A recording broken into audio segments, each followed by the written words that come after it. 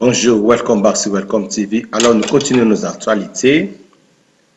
En 1962, la République démocratique du Congo avait le même niveau de développement humain avec la Corée du Sud. Même PIB estime à 10 milliards de dollars et même taille de la population estimée à 15 millions d'habitants selon les indicateurs de la Banque mondiale en 1997. À l'arrivée de l'AFDEL, notre population avait triplé, passant de 15 à 45 millions d'habitants et notre PNB par PIB était évalué à 6 milliards de dollars, mais le PIB de la Corée du Sud est passé de 2 à 374 milliards de dollars. C'est peut-être encore le président Kabila qui est responsable d'un tel gâchis. Soit. Toujours selon cette étude réalisée par la Banque mondiale en 1987, il a été conclu que la mégestion de notre économie sous la Deuxième République a retardé notre développement d'au moins un demi-siècle, donc de 50 ans. Ce ne sont pas les conclusions de l'humble serviteur pasteur bienvenu Messalin, mais c'est sans compter sur la détermination du soldat du peuple, le fait Laurent Désiré Kabila, à ne ménager aucun effort pour développer notre pays. En peu de temps, il a déjoué tous les pronostics en instaurant un civisme fiscal qui a permis d'accroître les pouvoirs d'achat du Congolais. Tout était perceptible dans les paniers de la ménagère. Cet élan qui a suscité espoir va connaître un blocage avec l'avènement des rébellions diverses du 2 août 1998 jusqu'à ces jours. Je n'ai personnellement jamais compris les raisons de la rébellion du MLC contre le fait Laurent Désiré Kabila. Interrogé à ce sujet, le sénateur Jean-Pierre Mbemba avait argué que le fait Laurent Désiré Kabila était dictateur.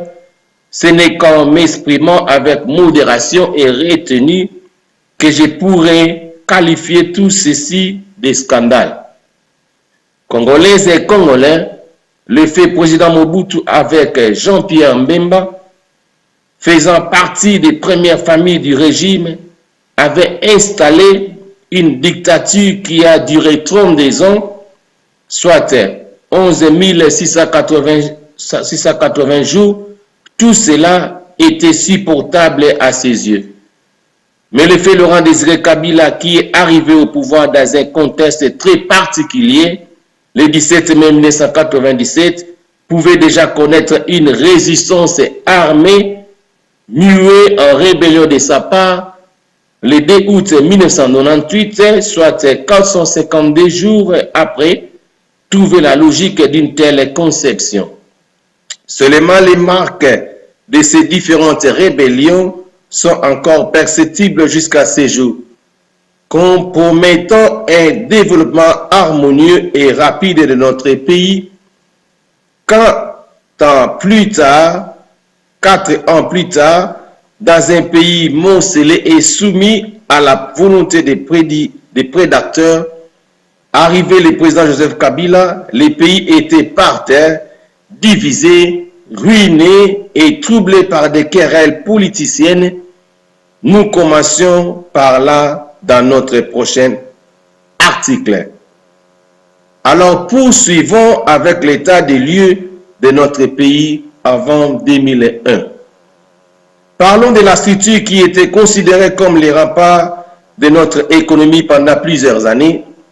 En effet, au fait de ces activités, la Gécamine produisait un peu plus de 400 000 tonnes métriques de cuivre l'année. Comme j'ai eu à l'indiquer dans mon précédent article, elle contribuait à la hauteur de 70% aux recettes publiques. En un mot, elle était le poumon de notre économie.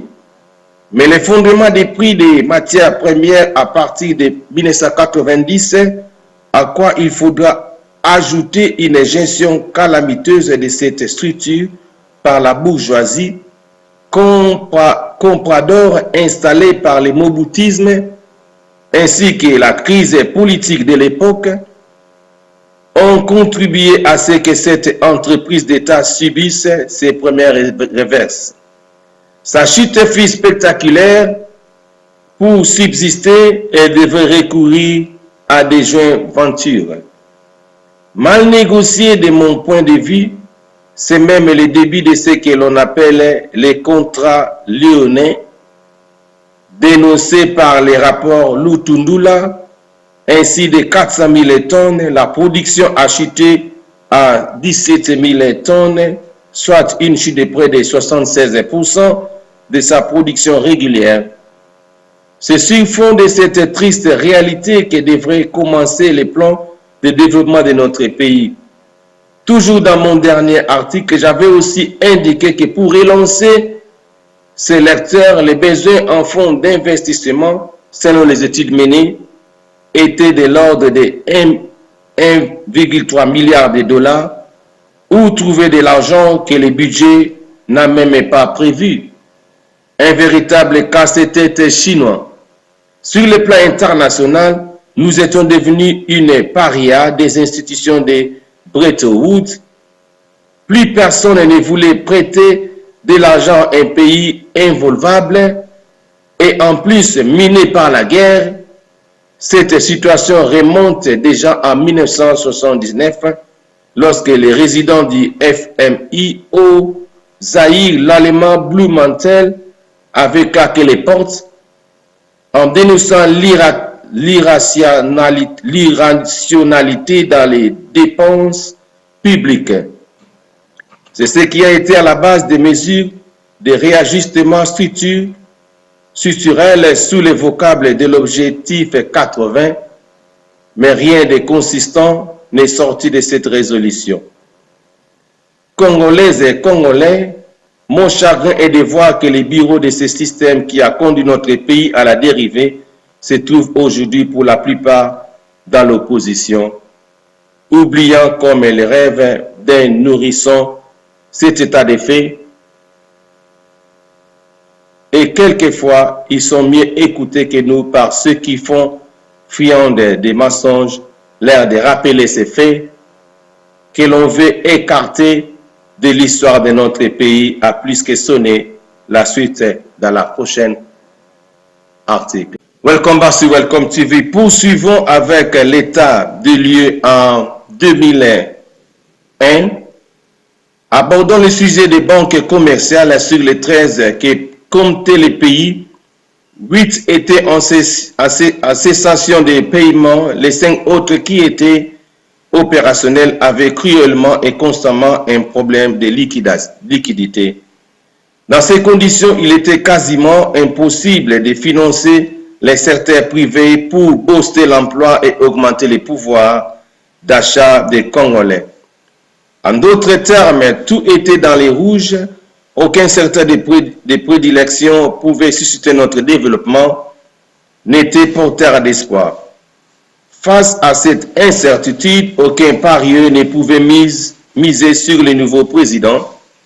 En dépit de ces tableaux très sombres, alors qu'il n'y avait plus un grand nombre de personnes qui pouvaient encore croire au décollage de notre pays, le président Joseph Kabila Kabange, dans son discours d'investiture, va se montrer rassurant. Il annonce ses objectifs principaux qui sont notamment la réunification de notre pays, la relance de notre économie et la tenue des élections pour remettre les pouvoirs au peuple souverain. Je crois que certains ont dû avoir un sourire, mon cœur à les suivant, une manière de désavouer un jeune président qu'il pouvait croire rêveur. Mais c'est sans compter sur la détermination de l'homme qui ne va ménager aucun effort pour produire un Congo debout. Pour ce qui est des infrastructures routières, pour un pays qui s'étend sur 2 milliards 345 445 millions 410 000 km², nous ne disposions que de 145 000 km de routes, selon les chiffres de l'Office des routes que j'ai pu consulter, soit 20 700 km de routes nationales, 20 200 km de routes régionales prioritaires et 2 200 km de routes bitumées, et toutes ces routes étaient en piteux état, créant les conditions de déplacement à l'intérieur du pays très difficiles. C'est encore là un véritable défi pour inonder les marchés intérieurs des produits de première nécessité. Venons-en à présent à notre forêt.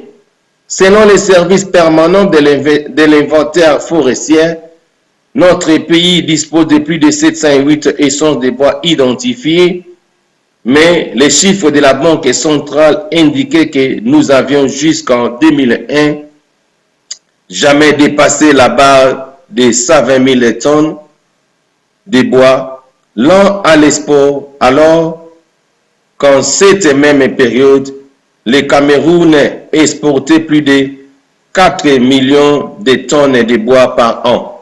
Qui peut me citer un seul secteur qui marchait en 2001? La suite de l'état de lieu dans notre prochain article. Alors, nous continuons toujours. Nous poursuivions la présentation de l'état de lieu en 2001. En faisant parler des chiffres qui sont véritables, je livre ici quelques éléments de recherche qui feront l'objet d'un ouvrage que j'ai en chantier. Sa publication n'est plus qu'une question de moyens. En 2001, la production de la viande dans notre pays oscillait entre 70 000 et 95 000 tonnes par année pour des besoins évalués à 1 512 000 tonnes, soit à peine une production de l'ordre de 15% par rapport aux besoins de la population. Le niveau de la consommation de viande par habitat était de 7,9 kg par an, alors que la norme du FAO était de 36 kg par an par personne. 2. La production du poisson était évaluée à 130 000 tonnes par an pour des besoins évalués à 850 000 tonnes l'année, soit une production de 7% seulement. Pour combler ces déficits, les pays recourent encore à l'importation, alors que nous avons les lacs les plus poissonnés du monde. La Permaza, une société héritée des Belges et qui exploitait les poissons dans les zones navigables, était déjà en cessation des paiements. Les secteurs exigent du professionnalisme pour sa relance. Non, répondez dans le koyo. Allô? Zela na nazo stindelo sumusu naza en ligne hein.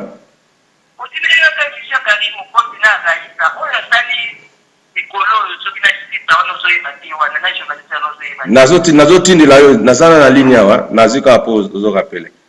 OK. OK, merci. Pour combler ces débuts, pour combler ces déficits, les pays recouraient et recourent encore à l'importation, alors que nous avons les lacs les plus poissonnés du monde. La Permasa, une société héritée des Belges et qui exploite les poissons dans les zones navigables, était déjà en cessation de paiement. Les secteurs exigent du professionnalisme pour sa relance, mais aucune grande entreprise de fonds congolais ne s'y intéresse encore. Ceux qui recourent à l'import faisant partie des grandes familles belges font constamment la guerre à toutes les bonnes volontés qui veulent investir dans ces domaines. Il faut d'appui d'imagination à l'élite congolaise pour casser ces paradoxes. Lac le plus poissonné du monde, mais parmi les pays les plus importants du poisson au monde. 3. Les réseaux fluviales qui offrent quelques 16 300 km de voies lacustres et 148 km de briefs maritimes étaient dans un piteux état en 2001. La régie des voies fluviales n'avait plus de fluviales que le nom qu'il portait. Elle était totalement dépourvue des moyens de fonctionnement. Pourtant, avec un fleuve long de 374 km, les années de paix qui ont précédé l'an 2001 devraient concourir à renforcer les voies navigables. Mais hélas, la suite dans les prochains articles, nous avons résolu de présenter au Congolais l'état de lieu de notre pays en 2001 afin de considérer à leur juste valeur les évolutions réalisées sous le président Joseph Kabila. Je parle chiffres, ne me contredis pas par les insultes sans avancer. Ce chiffre contraire n'est pas intéressant. Permet-il d'élever le niveau du débat? Eh bien, élevons-les ensemble. Le livre est en chantier. Le 26 janvier 2001, le président Joseph Kabila accéda à la magistrature suprême. Mais quelle a été la situation de l'eau potable dans notre pays? État des lieux. Selon les chiffres officiels du programme des Nations Unies pour le développement, à peine 10% de notre population avait accès à l'eau potable. Si la régie des eaux est connue pour desservir les grandes villes, les services national hydraulique rural SNHR, financés par la Banque mondiale, desservaient les milieux ruraux. Les estimations du PNUD parlaient de 37% de notre territoire qui était couvert par la régie des eaux. Pour la seule ville de Kinshasa, la régie des eaux couvrait 87% des branchements d'eau.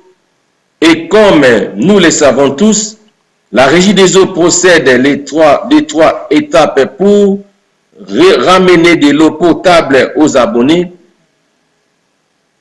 Les captes de traitement, et la désert à travers la tuyauterie installée. Parlons du captage à ce sujet.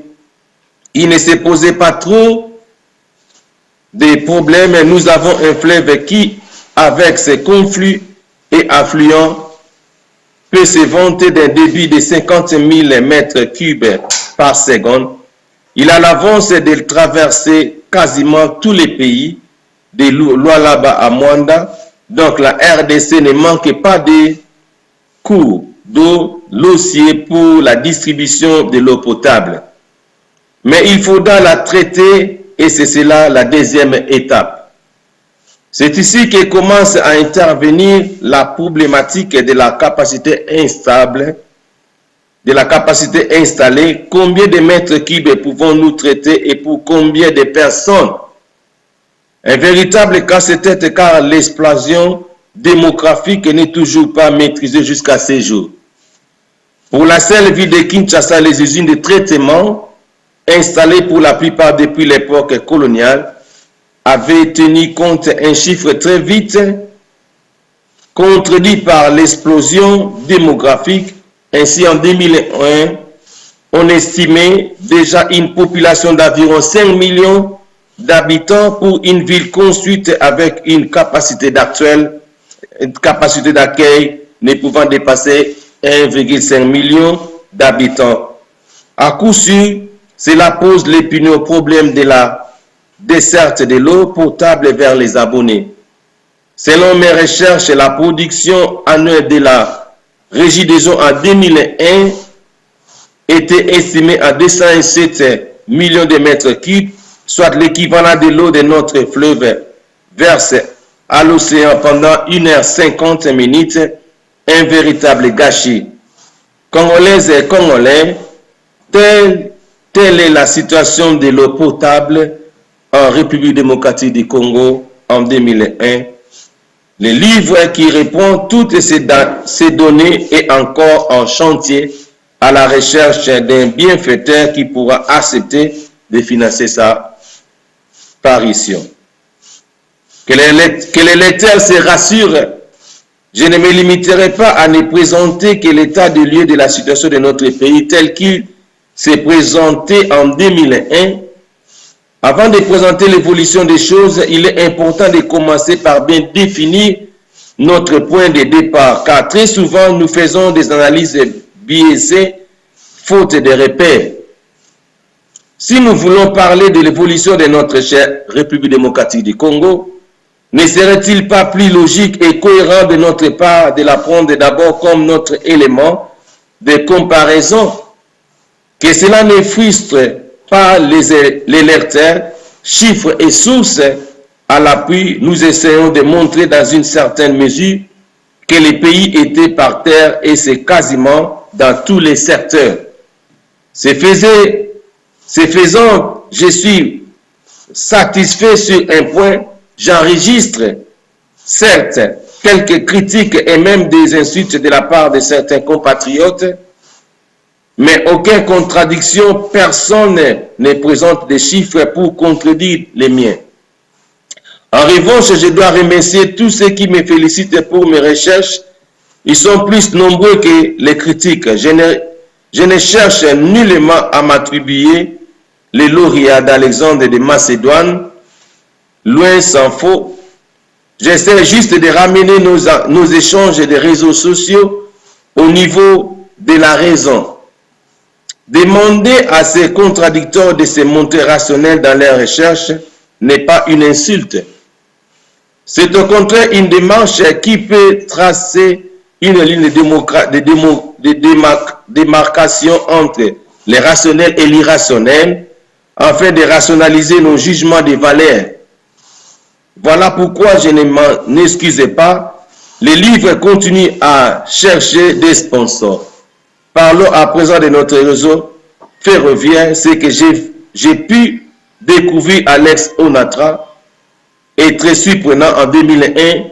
Les chemins de fer Matadi-Kinshasa qui logent les ports de la capitale, long de 366 km, n'étaient quasiment desservis par aucun train, ni des voyageurs, encore moins des marchandises. Il faudra attendre quelques mois pour observer les transports des marchandises ne dépassant pas 200 000 tonnes l'année. Ceci avait comme conséquence directe l'afflux de grands camions sur la nationale et menant Matadi à Kinshasa, ce qui a fortement endommagé cette route où il fallait plusieurs jours pour effectuer un trajet que l'on sait faire aujourd'hui en 5 heures du temps.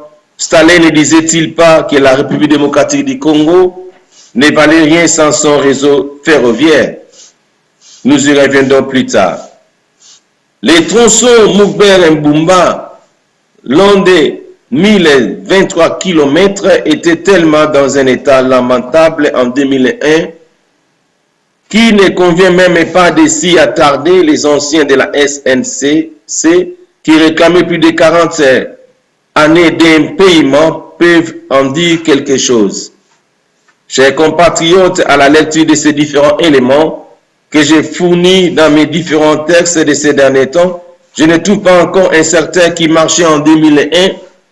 Voilà les pays dont la destinée va être confiée à un jeune homme de 29 ans qui, du reste, ne les connaissait que sommairement pour avoir grandi au maquis à l'étranger. La suite dans notre prochain article. Alors, Nzambe Pamolabino, Labino sur Hermoko.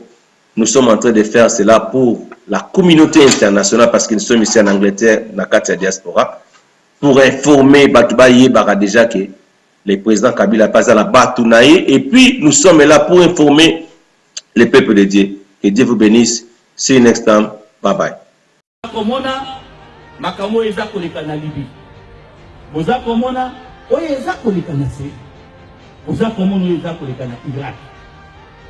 Bozakomona pembeni na biso et balobaki que soki Soudan bakabwani na Soudan du Sud qui met kokota parce que bato bakozana sika na bango bozakomona eza koleka kuna na ba film oyo bozakomona eza mboko eza pembeni na biso na Centrafrique bozakomona eza kuna.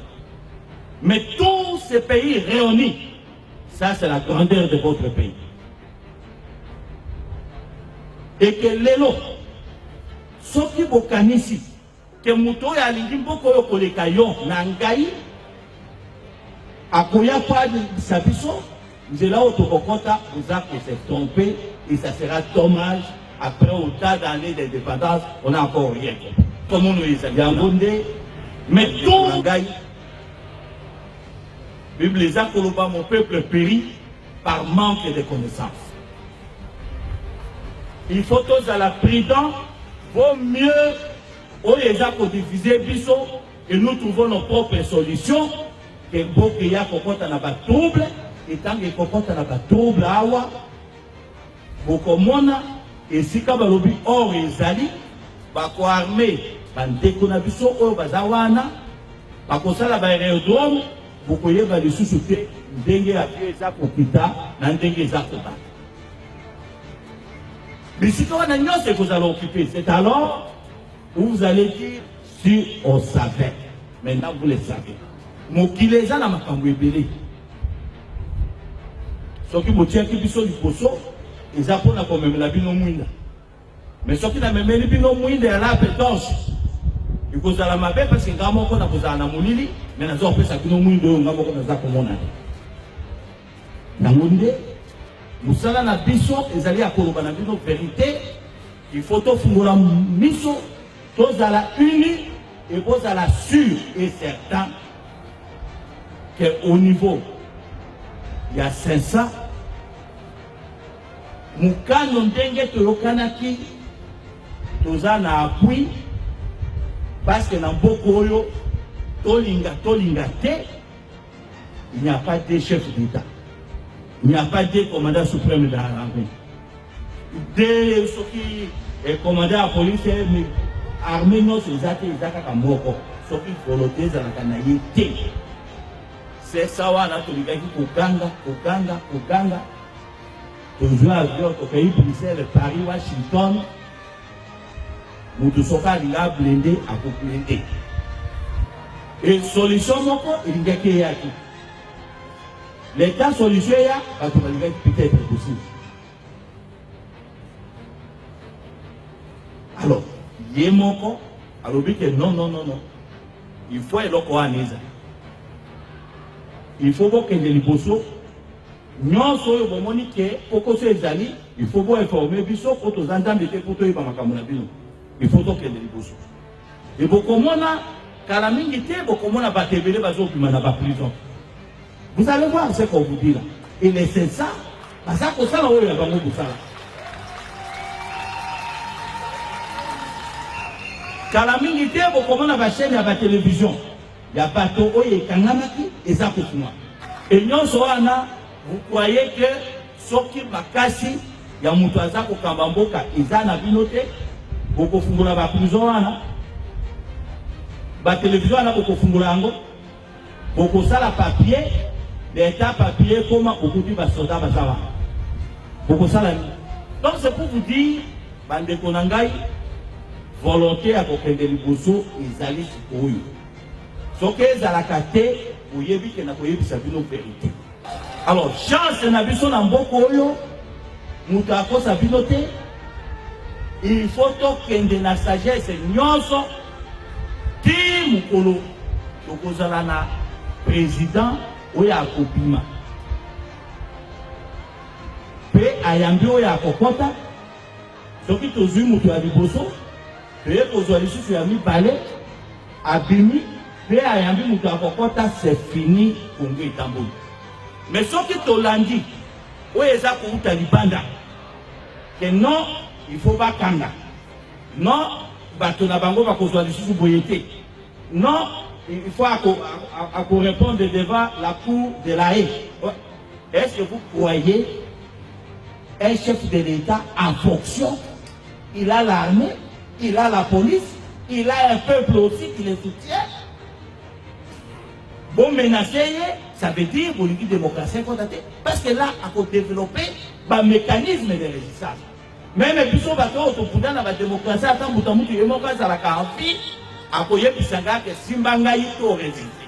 c'est pour vous dire balangage wana tokotisa yango te topesa mutu azana destin ya mboka topesa bolingo toya fungula nzela soki bolingo ezali te nzela ekokangama et un jour tokotunana etusuki wapi et awa eloko tokosenga bino chers camarades ezala l'église oyo osambela ezala na ekole oyo okende ezala na kati ya libota tia Kongo na kati toyebisa bandeko nyonso pote totombola ekolo na biso na koremercier bakongolais ya diaspora po baza bato moko oyo baza comprendre makambo vite fait parce que bakongolais ya diaspora baza baambassadeur na biso mutu na mutu esika yaza parce que bango nde bafandaka na bapartenaire na biso oyo bazali libanda po baconvaincre bango ke lelo toza kokende na marche na biso na processus na biso ya paix ya kimia kota na boka tozokende na ba processus ya élection tokosenga na bakongolais nyonso ya diaspora basensibiliser bapartenaire na biso po bacomprendre que démocratie eza choix ya kopona mutu libanda te démocratie eza choix ya peuple wana bapona mutu oyo bango balingi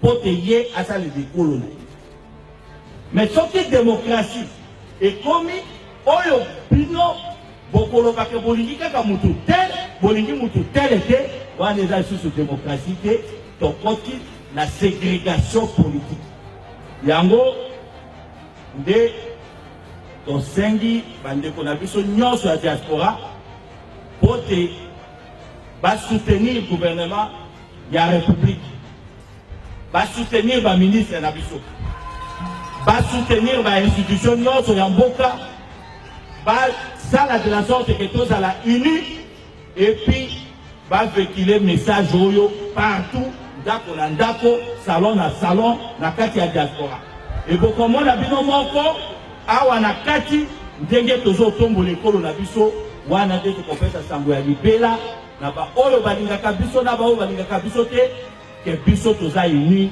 mpe oyo nyonso tolingi ekokisama na kati ya mabele na biso na kosukisa na koremercier bamembre ya CESA oyo bandimi korépondre na pokwa oyo baza na baoccupation na bango epele batiki nyonso balobi photo zala elongo.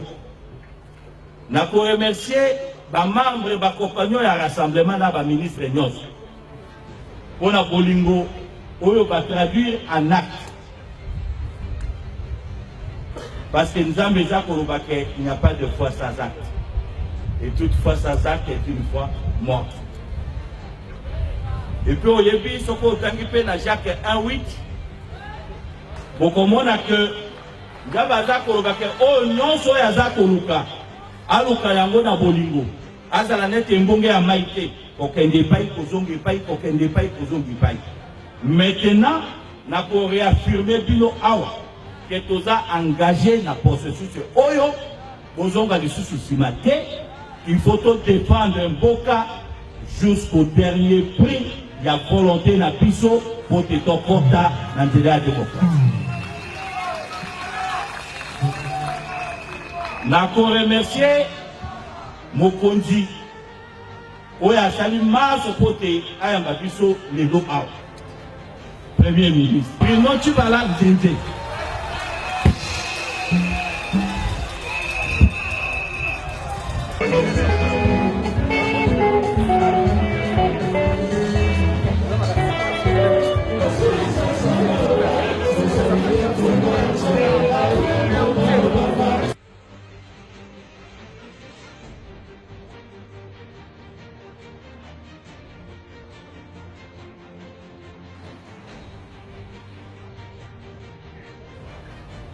Vous savez, à ce jour, très chers compatriotes, si les hommes de science,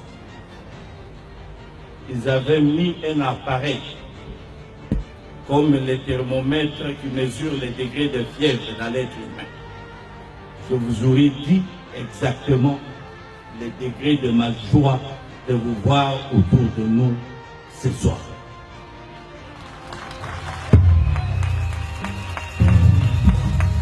Le moment est venu où chacun de nous doit interpeller sa conscience, faire un inventaire personnel pour dire qu'est-ce que nous devons faire ensemble pour le coup. Le parcours d'un homme a des amis, ceux qui vous aiment et ceux qui ne vous aiment pas. La vie d'un homme politique a trois amis.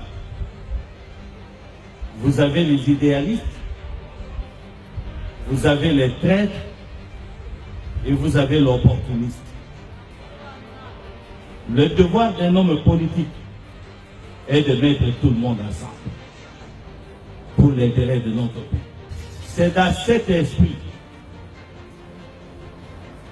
que Étienne Tshisekedi, lors de notre passage à Bruxelles, dans la ville appelée Genval, nous a réunis pour nous dire une chose.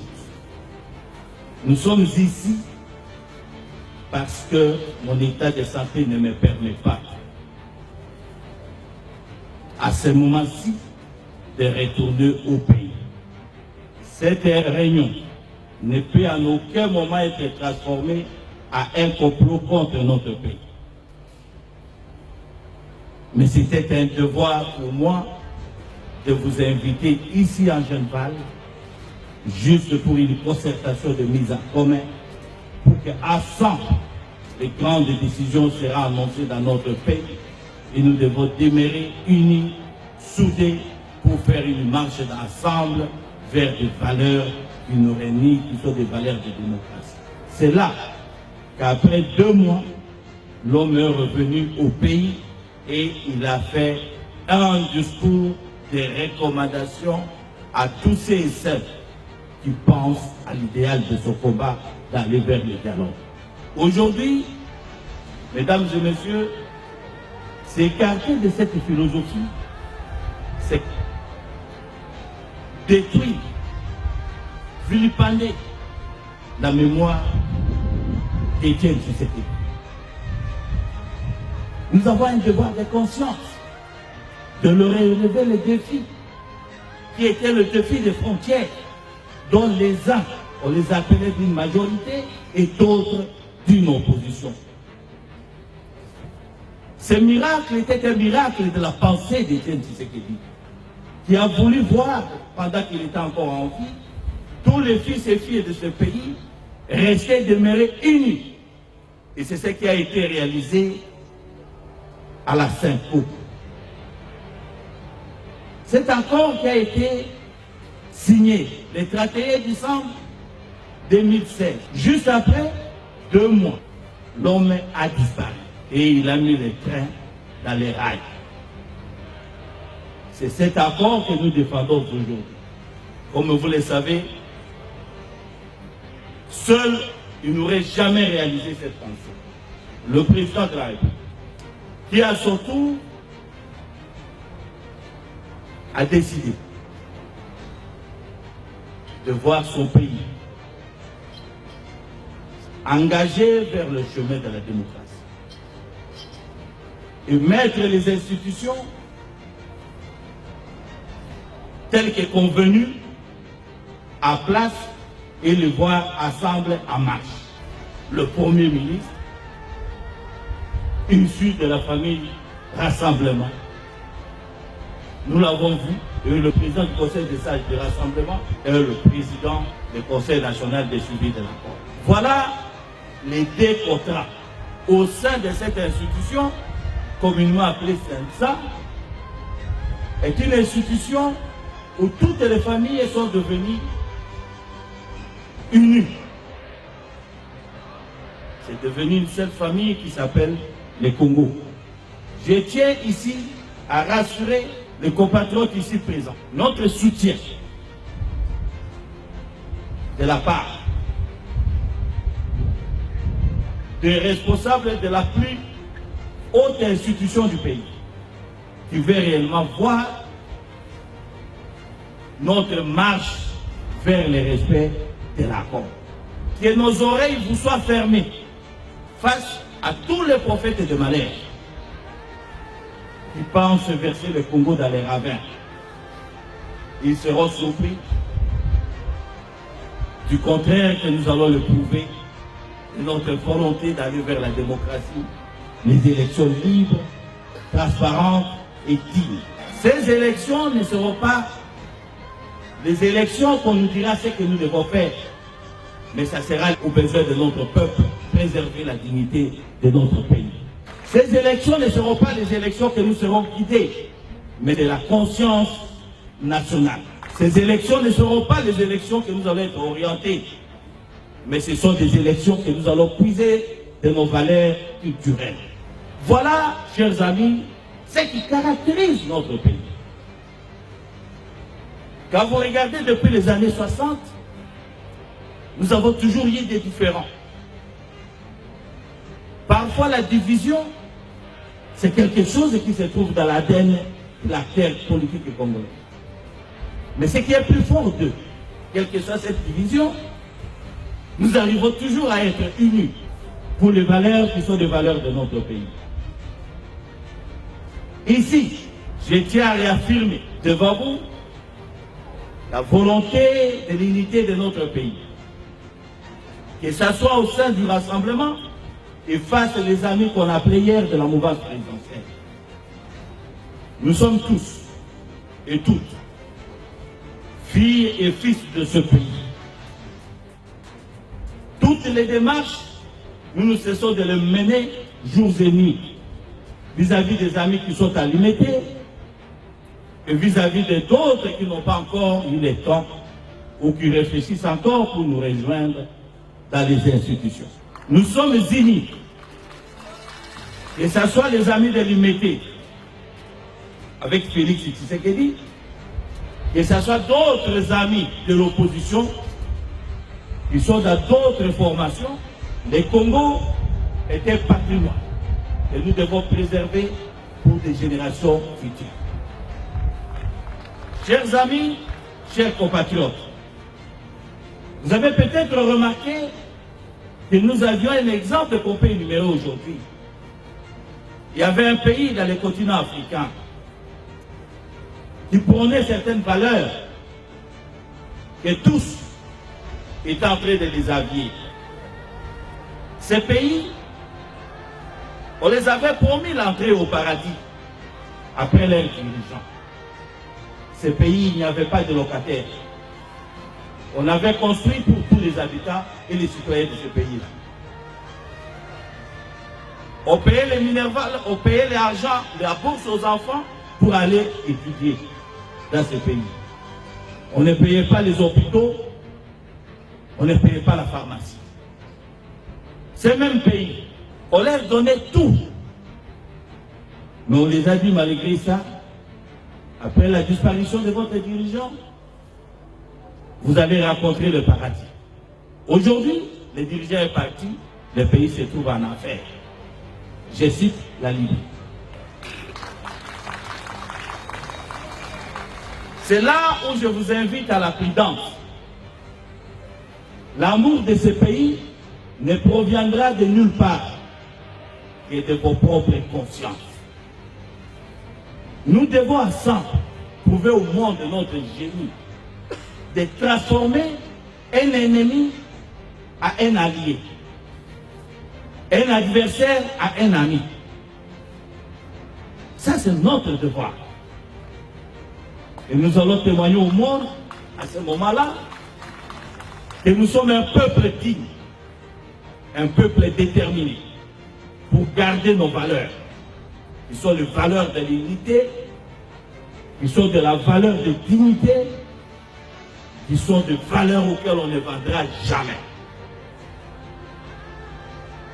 Je vais terminer mon allocution en vous disant un petit mot. Chers amis, nous devons être prudents. Dans notre pays, si il n'y avait pas la volonté d'aller aux élections, ou de faire une marche vers les élections, je crois qu'il n'y aurait jamais eu l'installation des 500. Qu'est-ce qu'on attend par les 500? C'est une organisation de mise en application de l'accord. Et quelle est la personne qui doit être le premier citoyen pour la mise en application de cet accord? C'est là que vous allez réfléchir. Pour ceux qui doutent encore, c'est le président de la République. Il est le magistrat de l'armée, et le magistrat suprême, il est le commandant suprême de l'armée, de la police, et de nous tous ici, personne n'assume ces fonctions-là. Et c'est ça l'outil de répression dans un État pour vous refuser quelque chose. Mais il a pensé et il a accepté à ce que les 500 soient aujourd'hui opérationnels. Ça veut dire c'est le véritable thermomètre pour voir la volonté de la marche vers la démocratie et les élections. Le contraire, c'est chercher quelque chose que vous voulez remplacer Dieu dans ses fonctions pour voir ce qu'il y a dans le cœur de l'homme.